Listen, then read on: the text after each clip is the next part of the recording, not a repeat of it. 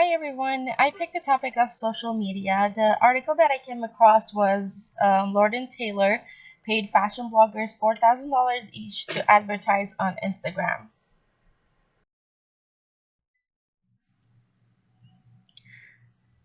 This article is about Lord and Taylor using sneaky advertising techniques to generate interest and sales via social media platforms.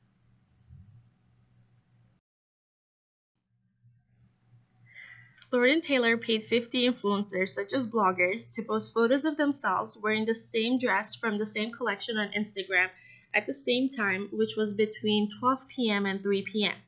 They also asked the bloggers to use the hashtag DesignLab, and they also asked them to tag Lord & Taylor in those photos. However, those posts didn't include any specific wording or phrasing that would have explained that each of those photos were a paid advertisement. And this is when Lord & Taylor got into trouble. The company didn't disclose that they paid the bloggers $1,000 to $4,000 to endorse the dresses on their Instagram accounts.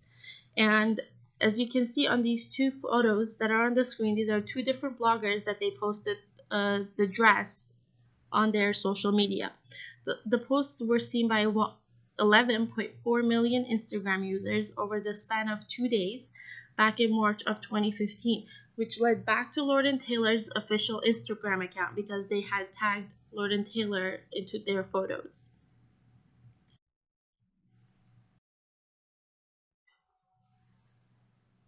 FTC has set up guidelines and rules and regulations when it comes to advertising on social media. And they have stated that social media posts and blog posts should include appropriate tags such as ad, paid ad, advertisement, or sponsored post. Below there's a link, and once you click on it, you can see more guidelines about advertising on social media. I wanted to let you guys know about my experience on advertising on social media, specifically on Instagram. Several years ago, when advertising was just starting to get popular on Instagram, my brother and I had several different Instagram accounts with very high numbers of followers. And the posts that we, or the photos that we would post, we would get high numbers of likes, and this is why the businesses would contact us for us to promote their products, and the products would be either accessories, clothing, different types of teas, or other products. And the dollar amount that we would charge them, it would depend on how long the ad would stay on the page, which means either an hour, 2 hours, or the whole day, and what time of the day they wanted us to post those photos.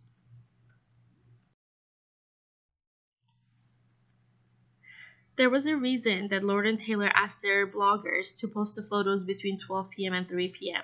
Based on the research, people use Instagram the most between the hours of 12 p.m. and 3 p.m. And this was the hours that we would post the photos the most on our Instagram accounts.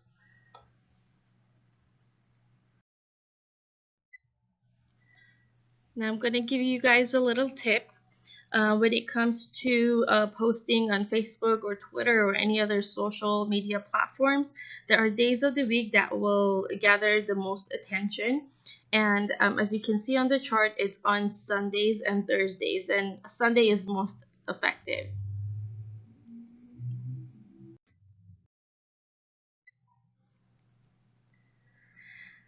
Now, I'm going to give you another tip. When it comes to hiring or paying someone to post on social media platforms, such as Instagram, Twitter, the most important part, other than to make sure that they have high numbers of followers, you should also check the average number of likes they get on their Instagram photos, or how many retweets they get on their Twitter.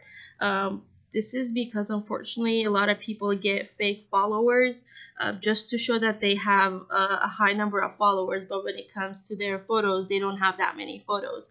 The one that I have on the screen is an example. She has 727,000 followers, but the average likes that she gets on her photos is about 15,000, which isn't much. Why should marketers turn to social media? There were a lot of reasons that were listed in our book. These three were the main ones. At least I thought these three stood out the most to me. First one is more than 2.5 million websites have integrated with Facebook. And studies show that consumers are connecting with retailers, restaurants, travel and entertainment firms, and other businesses via social media. And also, one study that surveyed 1,200 consumers, which 85% of them were women in US and UK, found that 81% of US respondents said that social media posts from their friends directly influenced their buying decisions. Also, 78% of them said that they were also influenced by posts made by companies they followed on social media. I wanted to see how strong Lord and Taylor's social media presence is by looking through the different social media platforms that they have. They have 60,000 followers on Instagram, 71,000 followers on Twitter, 689,000 followers on Facebook, and only 1,100 subscribers on YouTube channel. I compared it with Nordstrom, and we can see that Nordstrom's numbers are much higher on all four social media platforms. One thing that I found out was that Lord and Taylor they changed their logo last year, and that's because before, as you can see, it wasn't as legible, but the new logo is much clearer and you can read it easily. This chart shows the top 10 social networking sites and forums by US market share of visits, with Facebook, YouTube, and Reddit leading the pack. I was actually very surprised of how low Instagram's percentage is. I thought it would be much higher than Twitter or Reddit.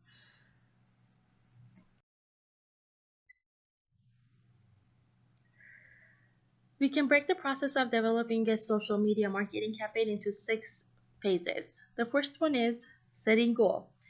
On this step, the marketer would be asking what they want to accomplish through this marketing campaign. The second one is target audience. This is when the marketer asks who they're trying to reach, what demographics, male, female, what age range, or where they're located. Next one is developing strategies. This is the step where the marketer would be trying to figure out what social media platform would they be using. Would they be using only LinkedIn or Instagram or Twitter or all of them? Next one is produce content. On this step, the marketer would be creating and distributing relevant and targeted material to track and engage an audience with the goal of driving them into a desired action. So they'd have to make sure that they have a strong brand focus and they have relevant information and they target keywords.